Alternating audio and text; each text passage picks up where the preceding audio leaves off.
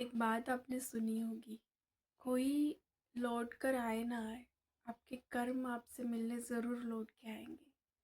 इसलिए कभी भी किसी का दिल नहीं दुखाए और कर्म करते वक्त ये ज़रूर सोचें, जिसको आप जो जो दोगे वो लौट कर आपके पास ज़रूर आएगा। इसलिए कोशिश करें कि हमेशा किसी को अच्छा ही दो, किसी के चेहरे पे मुस्कान लाइए। कोई अपराधी भले ही छूट जाए, पर किसी निर्दोष को सज़ा नहीं होनी चाहिए, क्योंकि उसका जो कर्मा क्रिएट हो जाएगा ना, उससे आपको कोई नहीं बचा सकता। मैंने ऐसे ऐसे लोगों को देखा है अपने लाइफ में, जो अपने जो मेड होते हैं ना घर के, उन लोगों को ऐसे ऐसे चीज़ें देते, खराब चुकी चीज़ें जो हम खुद नहीं खाते, कोई जानवर भी खाता नहीं है, ऐसी चीज़ें मेड लोगों को दे देते हैं। क्यों? वो इंसान नहीं है? और तो और उनसे इतना सारा काम करवाते हैं, लेकिन एक कभी भी एक्स्ट्रा पैसे उनके हाथ में नहीं रखते। पैसे देने में उनका जान जलती है। या फिर 100-150 लोगों का काम करवा लेंगे और 50 रुपये हाथ में थमा देंगे। बड़ी बड़ी पार्टियां अरेंज करेंगे अपने हाई क्लास लोगों के लिए, सारा काम करवा लेंगे मेड से, पर हाथ में उसके एक मिठाई का टुकड़ा भी नहीं रखेंगे। क्यों? दुर्बल लोगों में आपको भगवान नहीं नजर आता? क्या वो सिर्फ आपके हाई सोसाइटी लोगों में ही है?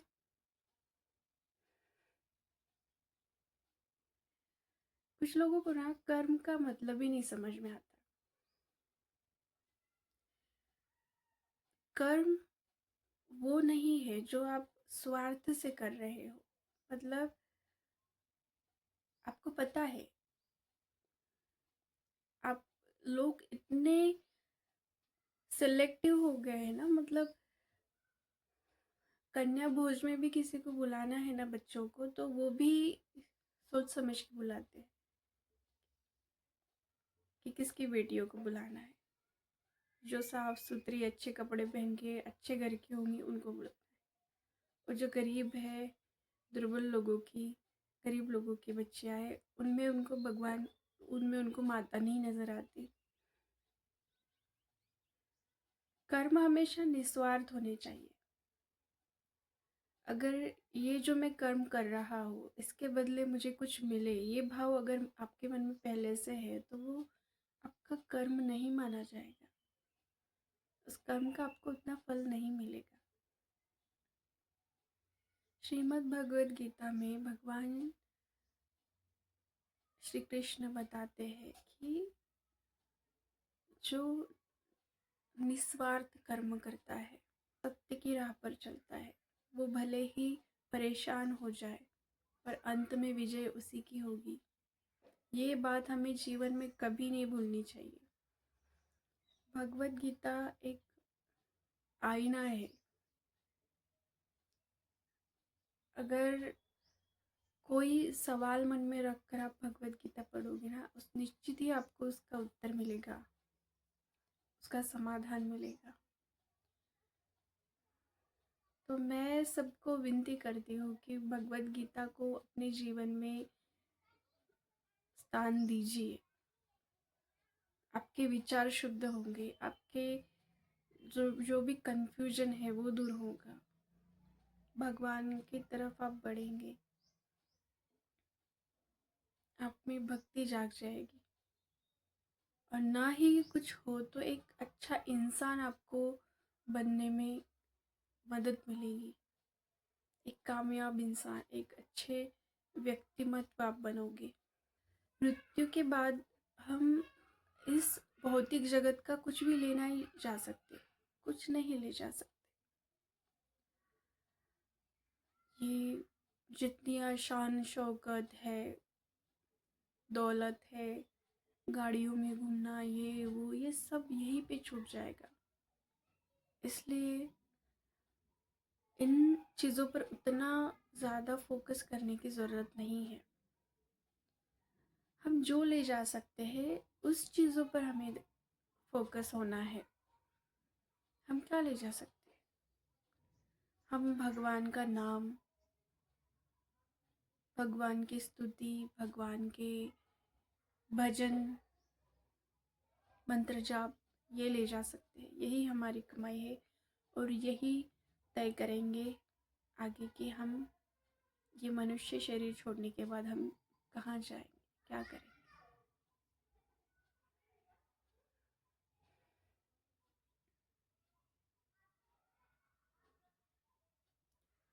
इसलिए भगवान ने हमें छूट दे रखी है कि जा बेटा, अच्छे कर्म कर और अपना भाग्य खुद बना। और हम क्या कर रहे हैं? बर्बाद करते जा रहे हैं। हम भूल चुके हैं कि हम यहाँ आए किस लिए हैं।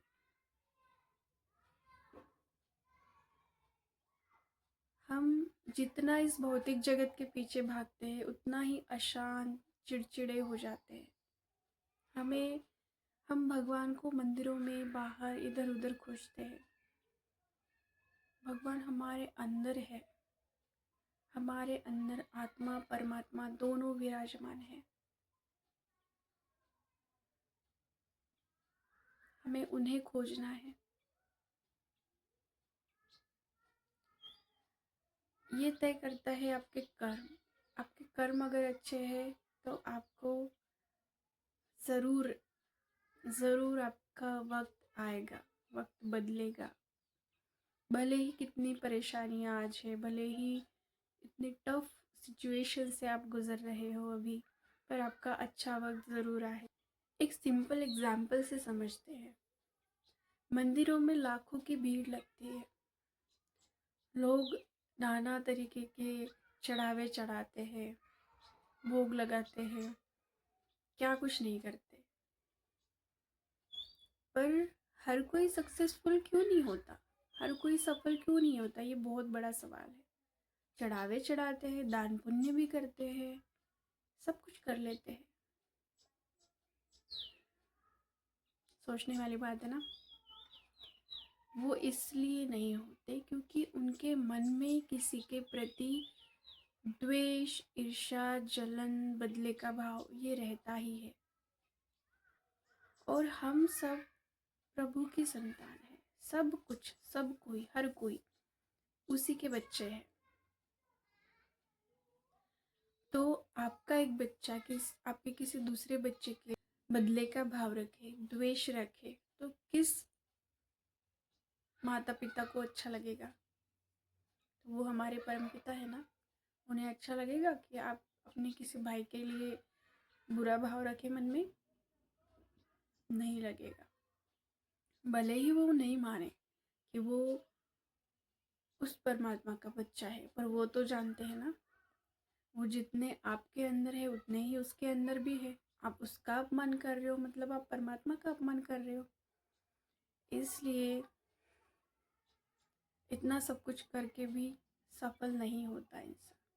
यही एक कारण है। प्रभु कहते हैं सबसे प्यार करो, सबको अपना समझो, किसी को दुख मत पहुंचाओ।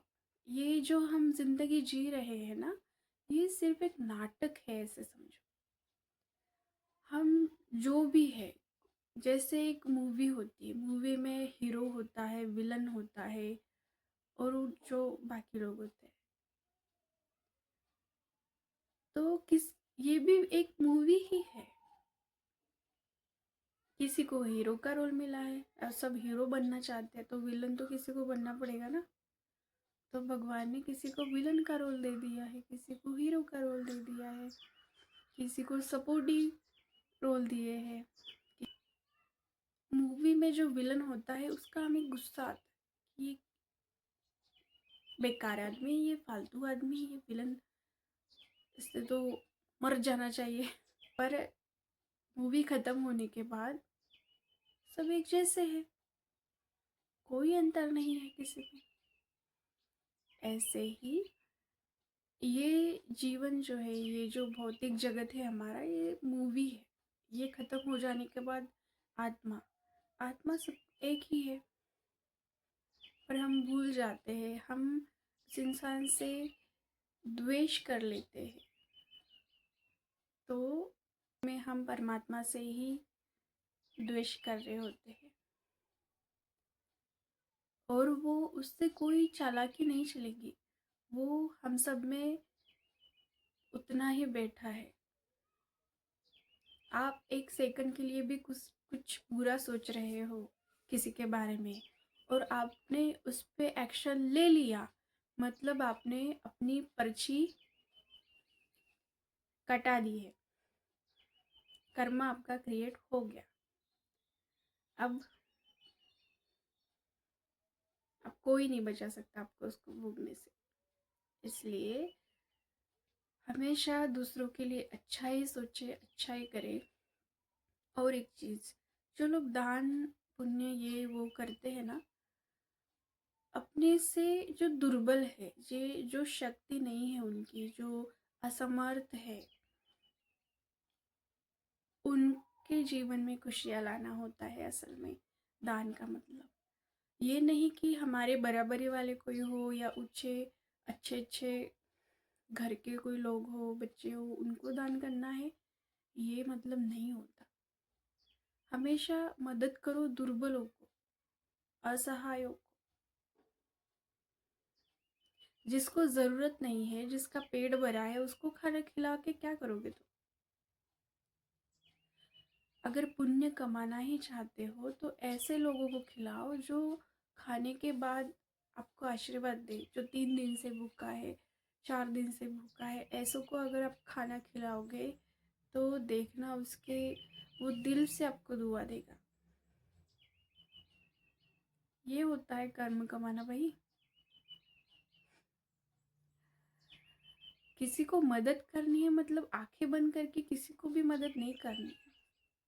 आपने मदद की, किसी इंसान ने वो पैसे या जो भी चीज़, जिस किसी रूप में आपने उसकी मदद की, उसने उसका दुरुपयोग किया, तो उसके बैड कर्मा में आप भी भागीदार बन गए ना। ऐसा नहीं करना है।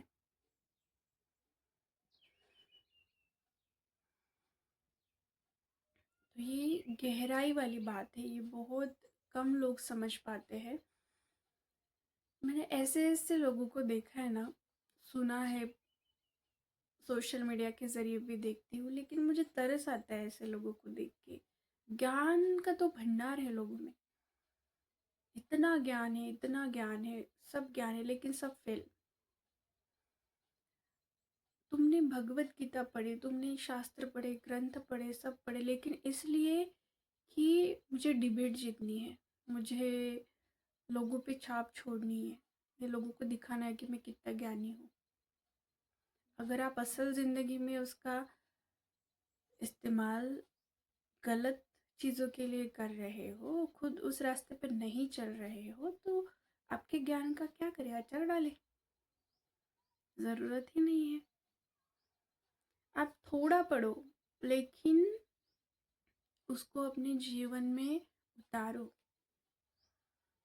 अगर आपने सिर्फ भगवत गीता भी पढ़ ली ना, तो आपको दूसरा कोई शास्त्र पढ़ने की ज़रूरत भी नहीं है मेरे ख्याल से। आपको जीवन जीना आ जाएगा। आपको ज़िंदगी क्या है, भगवान क्या है, हम क्या है, कर्म क्या है, सब पता चल जाएगा। तो अच्छे कर्म करें। और एक चीज़, जब हम कर्म करते हैं, मानो हम कोई बुरा कर्म कर रहे हैं, तो जो जिसके साथ हम कर रहे हैं उसका वो कर्म फल होता है। ज़रूरी नहीं इसी जन्म का हो सकता है कई जन्मों से वो बैगेज कैरी कर रहा है, तो उसका वो कर्म फल उसे मिल रहा है। और आप अगर बुरा कर्म कर रहे हो उस वक्त, तो उस आपका वो कर्मा क्रिएट हो रहा है जिसका आपको फल मिलेगा आगे चलकर। ये प्रोसेस है यूनिवर्स का, और ये हर इंसान के लिए सेम होता है। ये हमें गहराई से समझना होगा। अगर हम दुनिया में जो चीज़ें देखते हैं, हमें लगता है भगवान कितना निर्दयी है, क्यों ऐसे कर रहा है, बेचारे का ये हो गया वो हो गया, एक्सीडेंट को ही ले लो, या अभी जो दुनिया में अशांति चल रही है उसी को ले लो। तो ये क्रिएट भी हम ही ने किए थे। भगवान ने हमें तो खुला छोड़ दिया था कि जाओ अपना कर्मा क्रिएट करो, करो अपने कर्म और अपना भाग्य बनाओ। और ये जो हमने यहाँ आकर खिचड़ी पकाई है ना, ये सब उसी के नतीजे हैं। भगवान का इसमें कसूर नहीं है। भगवान तो इतने दयालु होते हैं कि बहुत दयालु होते हैं, बहुत ज़्यादा, क्या बताऊँ मैं आपको। पर कर्म हमें नहीं छोड़ते, नियति हमें नहीं छोड़ती, हमें अपने कर्म भुगतने ही होते हैं। और चूंकि भगवान ने ही जन्म लिया है, मनुष्य जन्म, तब तब उन्होंने भी कर्म भुगते हैं। श्री कृष्ण का जीवन देख लो, राम जी का जीवन देख लो, जब भी उन्होंने मनुष्य जन्म लिया है उन्होंने भी कर्म भुगते हैं। तो हम और आप सामान्य मनुष्य, हम नहीं छूट सकते इस कर्म के बंधन से। इसलिए कोशिश यही करें कि अच्छे कर्म करें, किसी का दिल ना दुखाए, और कभी गलती से दुखाया भी हो तो उससे ईश्वर से माफ़ी मांग ले और आगे से ऐसा ना करे। अब तक जो हुआ सो हुआ। आप अब अगर आप वो चीज़ छोड़ दोगे तो आप इस कर्म के पाश से निकल जाओगे। अभी आपको अच्छे कामों में मन लगाना है। जो हुआ सो हुआ। भगवान बहुत दयालु होते हैं। वो तब भी आप पर कृपा करते हैं जब आप अच्छे नहीं हो, तब भी वो आप पे दया करते हैं कि सुधर जा बेटा, मेरा नाम ले ले, सुधर जा, अच्छे काम कर। इतने दयालु होते हैं वो। और कर्म कर्म नहीं छोड़ते हमें। इसलिए सोच समझकर कर्म करें। किसी पशु पक्षी को, किसी जीव को हानि ना पहुंचाए। वो जितने आपके अंदर है उतने ही कीड़े मकोड़े, चींटियों, सबके अंदर है। तो ये ना सोचे कि उसका शरीर इतना सा है तो उसमें क्या ही जान होगी। परमात्मा उसमें उतना ही है। इसलिए अपने बल का प्रयोग ऐसे दुर्बलों पे ना करें कि आपका कर्म आपको भुगतना पड़े। यही था आज का विषय। कुछ कन्फ्यूजन अगर है तो आप मुझसे सवाल भी कर सकते हो कमेंट्स में। और मैं क्या जवाब दूंगी, आप भगवत गीता पढ़िए, आपके जवाब आपको खुद मिल जाएंगे। कोई भी सवाल अगर आप मन में रख कर भगवत गीता पढ़ते हो, ये शर्त लगा लो आपको उसका जवाब मिलकर ही रहेगा। भगवत गीता जैसा ग्रंथ इस सृष्टि पर ना बना है, ना बनेगा। जय श्री राम।